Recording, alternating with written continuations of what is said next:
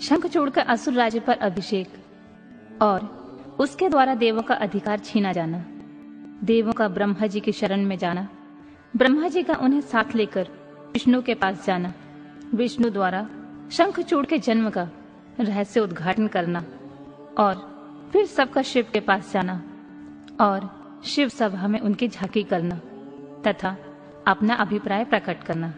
सनत कुमार जी कहते हैं, महर्षि, जब शंखचूड़ ने तप करके वर प्राप्त कर लिया और विवाहित होकर अपने घर लौट आया, तब दानवों और दैत्यों को बड़ी प्रसन्नता हुई।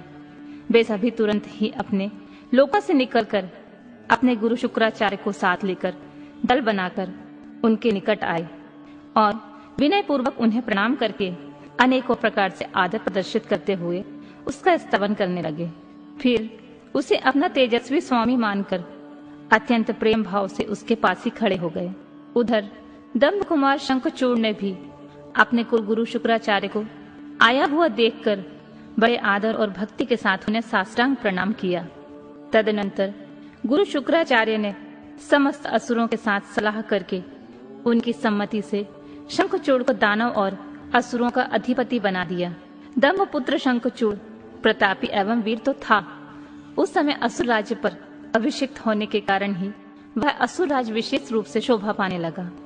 तब उसने सहसा देवताओं पर आक्रमण करके वेग पूर्वक उनका संहार करना आरंभ किया। संपूर्ण देवता मिलकर भी उसके उत्कृष्ट तेज को सहन न कर सके, अतः वे समर भूमि से भाग चले और दीन होकर यत्र तत्र पर्वतों की खोहों में जा छिपे। उनकी स्वतंत्रता जाती रही। वे शंखचूड़ के वशवर्ती होने के कारण प्रभाहीन हो गए।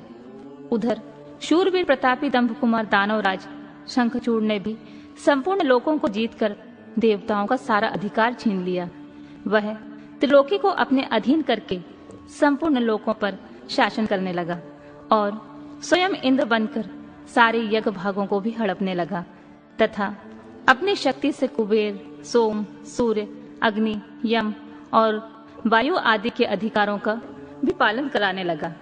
उस समय महान बल पराक्रम से संपन्न महावीर शंखचूड़ समस्त देवताओं, असुरों, दानवों, राक्षसों, गंधर्वों, नाग, किन्नरों, मनुष्यों तथा त्रिलोकी के अन्य प्राणियों का एक छत्र सम्राट था। इस प्रकार महान राजराजेश्वर शंखचूड़ बहुत वर्षों तक संपूर्ण भुवनों के राज्य का उपभोग करता रहा। उसके राज्य में न अकाल पड़ता था, न महामारी और न अशुभ ग्रहों का प्रकोप था। आदि व्याधियां भी अपने प्रभाव को नहीं डाल पाती थी। यूं सारी प्रजा सदा सुखी रहती थी। पृथ्वी बिना जोते ही अनेक प्रकार के धान्य उत्पन्न करती थी। नाना प्रकार की औषधियां उत्तम उत्तम फलों से और रसों से युक्त थी। उत्तम उत्तम मणियों की खदानें थी। समुद्र अपने तटों पर निरंतर ढेर के ढेर रत्न बिखेरते रहते थे। वृक्षों में सदा पुष्प लगे रहते थे। सरिताओं में शुभ स्वाद नीर बहता था। देवताओं के अतिरिक्त सभी जीव सुखी थे। उनमें किसी प्रकार का विकार उत्पन्न नहीं होता था। चारों वर्णों और आश्रमों के सभी लोग अपने अपने धर्म में स्थित रहते थे। इस प्रकार जब वह त्रिलोकी का शासन कर रहा था, उस समय कोई भी दुखी नहीं था। केवल देवता भ्रातृद्रोहवश दुख उठा रहे थे। मुने महाबली शंखचूड़ गोलोक निवासी श्री कृष्ण का परम मित्र था।